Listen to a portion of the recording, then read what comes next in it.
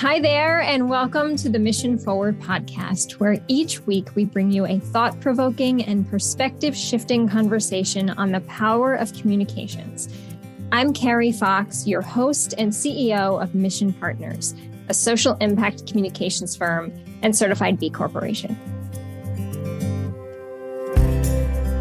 This season, we're talking with an impressive mix of nonprofit and foundation leaders, along with some of my favorite communications consultants, about some of the most common communications challenge points and barriers to moving missions forward. Today's guest has spent his career working in nonprofits and as a consultant to nonprofits on behalf of children and families. I first met Justin Pasquierello when he was executive director of Children's HealthWatch. I have loved watching his career.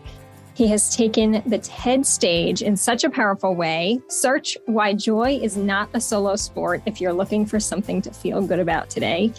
And in his current role, we've had a chance to see him work firsthand, now as the executive director of East Boston Social Centers.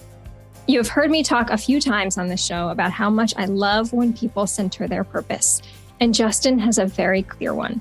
As a relentless vision-level thinker, working to make the world a more peaceful, joyful, and sustainable place.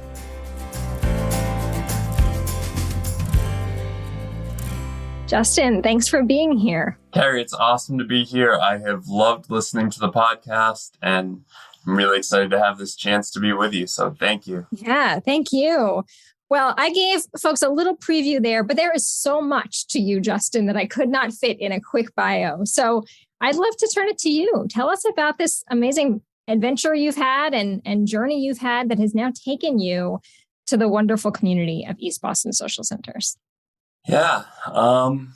In many ways, I think my story starts with my experience of having been in foster care.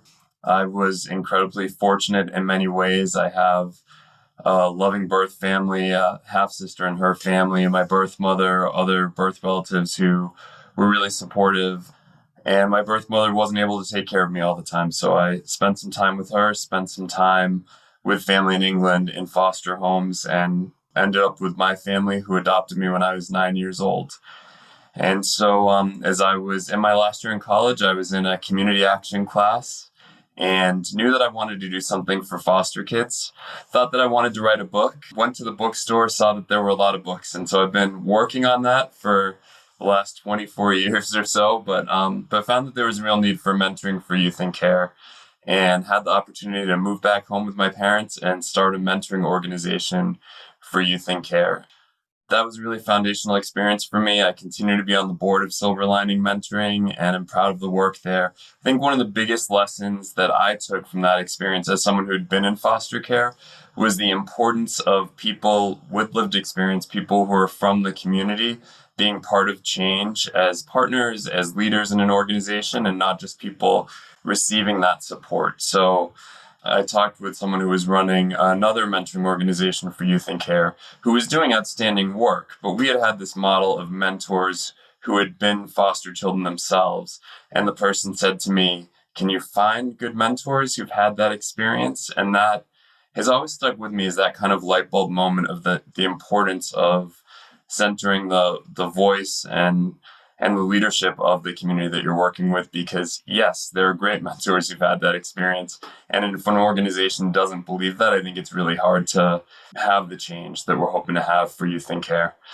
So I took that experience and wanted to think about how do we reduce the need for child welfare entry in the first place.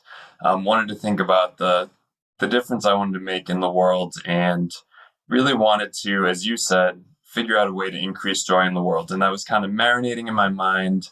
I didn't know quite how to get there, but I found joy in the community of East Boston. And then had this opportunity to come and lead the East Boston Social Centers and to bring that vision of joy, to work on issue areas where we can have huge impact. We know that early childhood is one of the areas with the greatest opportunity for impact, and we do work there. So I'm able to be part of that on the ground and do policy work. And so I've been excited to be there for nearly 5 years now. Justin, thanks for sharing that background and that experience that brought you to where you are.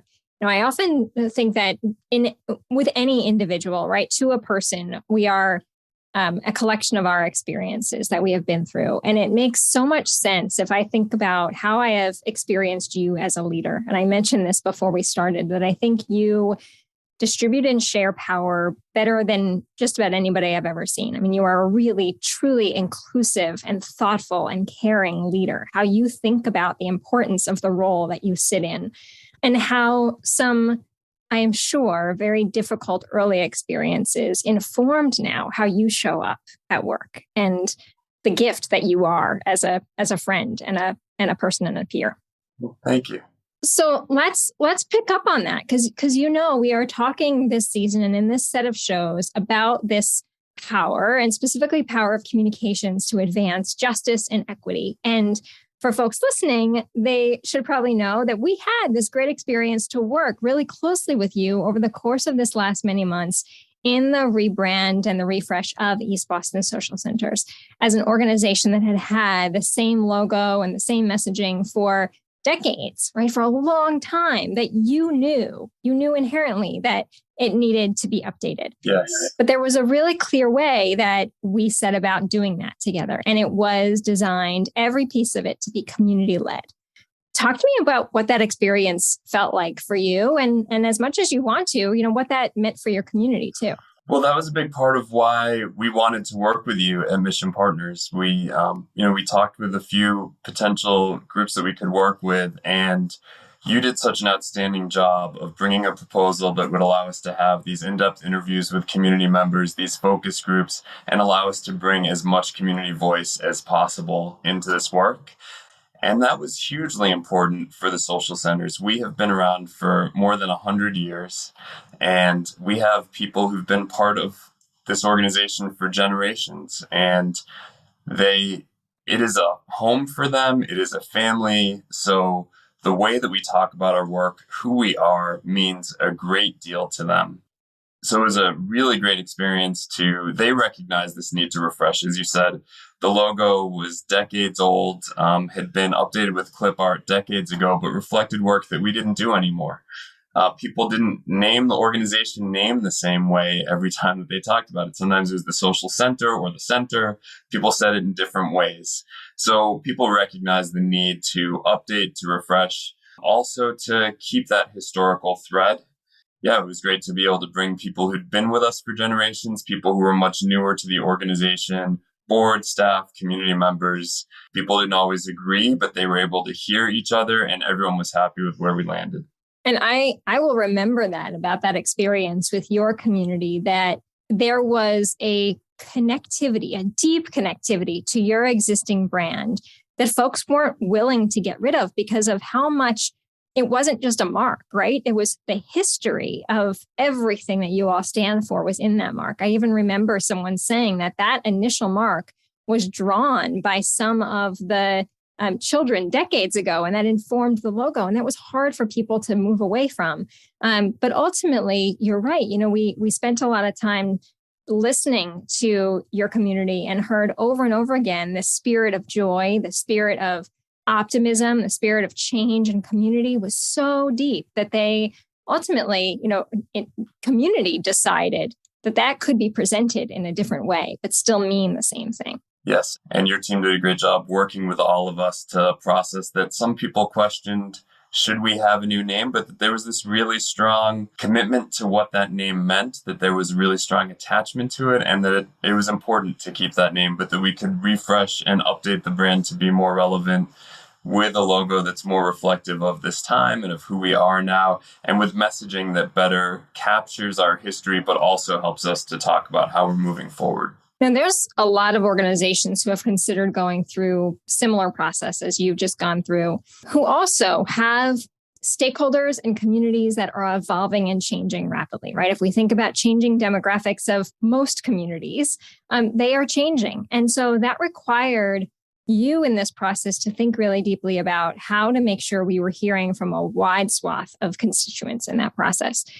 Was there anything about that surprised you, or that you heard that you didn't expect to, or maybe that reinforced to you anything about your community?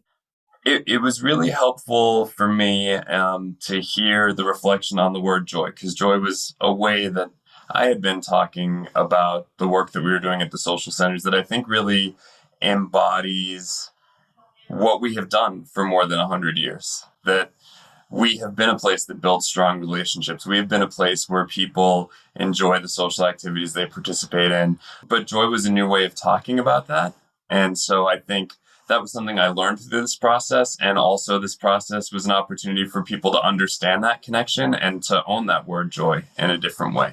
I had the opportunity to join you all for your annual event when you unveiled the mark. And I have never been part of an experience. Again, that was a virtual experience that we joined. I've never been part of an experience that felt more authentic and full of love than I felt in that East Boston Social Centers. And it reinforced to me that, for us, the words are never just words, right? The words have to mean something. They have to mean something to not just the writers, that's the role we play, but we think about ourselves as kind of the funnel from community to organization and making sure that we are hearing and understanding and listening so deeply to turn those words into something that really means something deeply to your community. And it was so powerful to then see that play out in a way that it wasn't anymore about a communications campaign or the rollout of a new mark. It was really the rebirth of the organization and what you all stand for.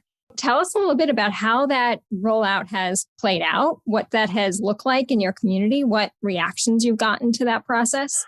It's been a lot of fun for people. Cookies have been a great way to share the new logo with people, to be able to share those with all of our staff and include them in a delicious way in the announcement of the new brand, to then send them to our funders and donors and other supporters. We just sent some more cookies with the new logo with Valentine's to some of our supporters. And so it's a great way to convey how our brand is about love and connection and community.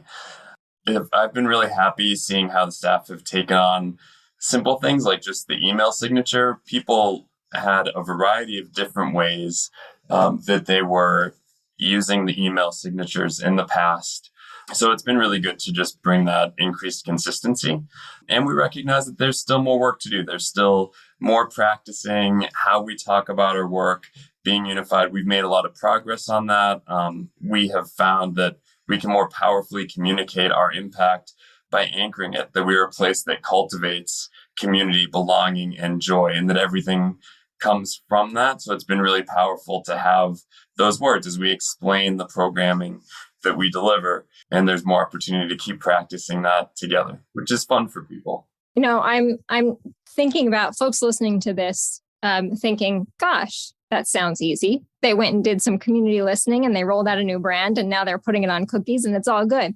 But the reality is, Justin, is you have taken every piece of your role, right? Communications even aside, to heart. You think about that intentionally. You plan and you communicate and you engage people in that process. And being a nonprofit leader, I imagine, has never been easy, but probably is harder now than it's ever been. Right. So as we're living still in a pandemic, as you're thinking about a community that can't come together the way it used to, as you think about how to build consensus, what have you learned about what it means and needs to mean to be an effective leader in this process? Definitely, I feel like we can never be totally experts in this. And that's part of what's fun and exciting about this role of leading a nonprofit organization, is that opportunity to keep learning and to keep improving. I think communications are at the heart of effective leadership in nonprofits. And one of the most important lessons that I need to keep learning is that I might feel like I've said something or might feel like I've listened and responded to something, but the need to keep relaying the same messages, to make sure that that people are really hearing, particularly in times of change, to make sure that people really hear how the change is happening, and to keep listening, to keep understanding the ways in which change is exciting and the ways in which change is challenging, and how we can be supportive in that. So that is something that I always want to do more of and grow in. One thing that I think I've been learning a lot about recently, I appreciate you talking about inclusive leadership, and that is really important to me. And I'm also learning about as we move forward, those times where we need to reflect that we're seeking input, but also that we need to make a decision about something. So I think that's another really important piece of communications as a leader, is being really straightforward about the ways in which input will be used, but where the ultimate decision making will happen and how it will happen. So let's maybe take on one more question. And what I want us to think about is, we started at the top about thinking about a community-led process. We're coming off a question where you're talking about the importance of inclusive leadership. We know that organizations everywhere are still figuring out how to address issues of equity and inequity in their organizations and in their practices. And I'm curious if there are any lessons or insights that you might have for nonprofits, or even, sharing where you are in that process as you think about moving toward that, vision of a just and joyful community. Our JEDI work is definitely, and I love the term JEDI, justice, equity, diversity, inclusion, which we took from Mission Partners. So thank you. It's work that we need to grow. So I think as I came into the organization, we were an organization with a pretty diverse frontline staff, but first, just starting on the diversity, we recognized the need to increase diversity at the board level and the senior staff level. And that's been a commitment that we've all shared. We have had this commitment that as we bring on new board members, we want to have approximately 50% at least identify as people of color, and have found that's been really helpful as we brought cohorts of board members in together, that we're kind of increasing the diversity of the board in a way where we're not asking individuals to kind of carry the weight of being a representative, but really trying to have a much more diverse board. And senior staff, similarly, we've been very intentional about increasing diversity, but we know that's only the first step. We know that we need to do more internal work identifying what our strategies will be for diversity, equity, inclusion, belonging. And what we found is that we have a lot of staff passion for it, but I know I've read this and have experienced it, that we need dedicated staff time. We need to make sure we're creating that time. So we're really excited that we are hiring a director of community joy. We're near the end of the hiring process. And one of the important parts of that role is going to be helping to facilitate the staff JEDI work. It's not necessarily that this person will have to lead the initiatives, but we'll make sure that work is moving forward, that we're making sure that we have the staff time to make meaningful change there. In our work with you, I think we thought a lot about inclusivity in our communications. So one thing personally, I'm not fluent in Spanish and I need to work on that, but I've at least identified what I think is the best translation tool, and I'm translating everything that I send out to all staff into Spanish, and other staff are doing the same. And our communications coordinator is bilingual English and Spanish, so we're working on increasing that in our communications there. I think one of the most important things we need to do is have a learning mindset and just always be open in this JEDI work, and always thinking about where there are other places where we need to be more inclusive. So we have a community with a significant and growing Muslim population. And as we think about events that we have, some of the members of our Muslim community cannot be in a place where alcohol is served.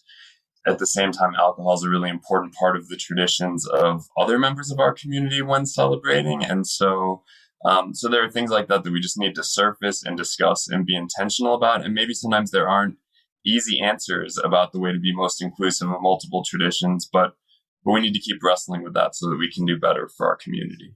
I was just thinking about this morning, that sometimes the answers that or the questions that you don't have an easy answer to are the most important questions, right? It's going to take some time to stew on that and think about that. But at the end of it, you'll come to a place that I'm sure will work across your community. And one thing that we hear from community members is appreciation even for asking the question. And I almost feel bad saying that because it feels like we all should be asking those questions, but people really do appreciate just that we're thinking about how to be more inclusive and that we're asking for their input about how to do that.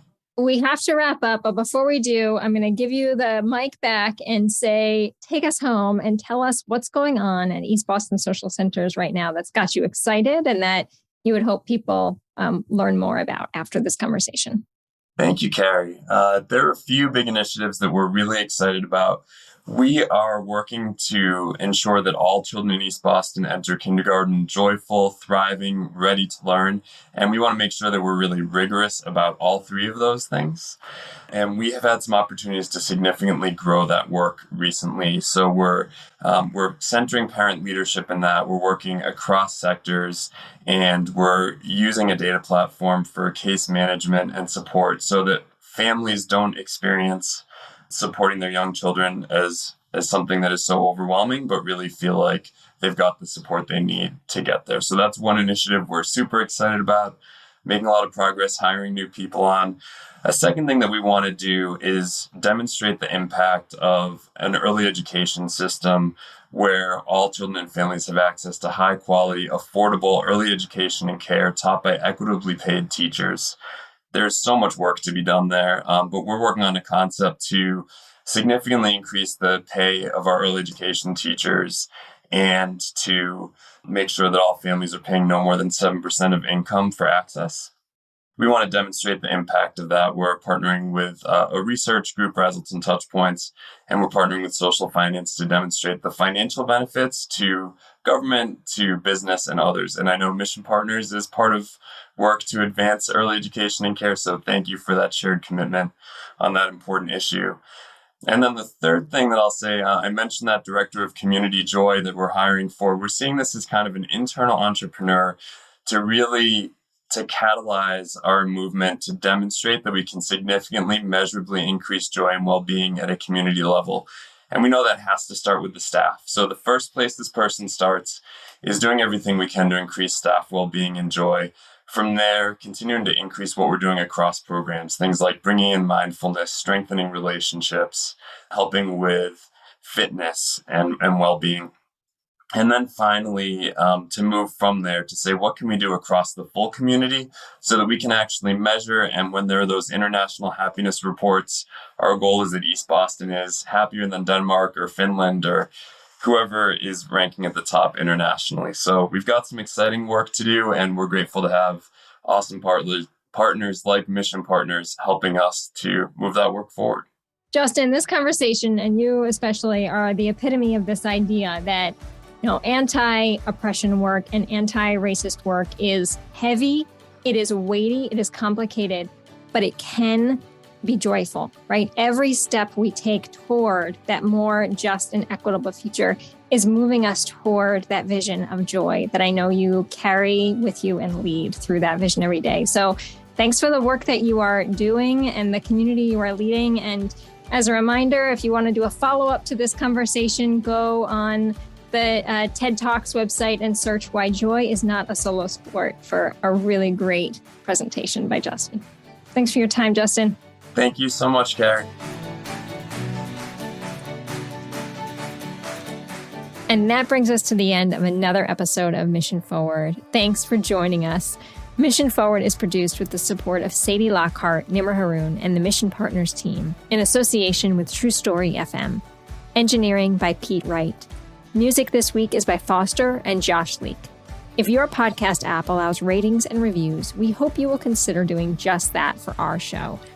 But the best thing you can do to support Mission Forward is simply to share the show with a friend or colleague. Thanks for your support, and we'll see you next time.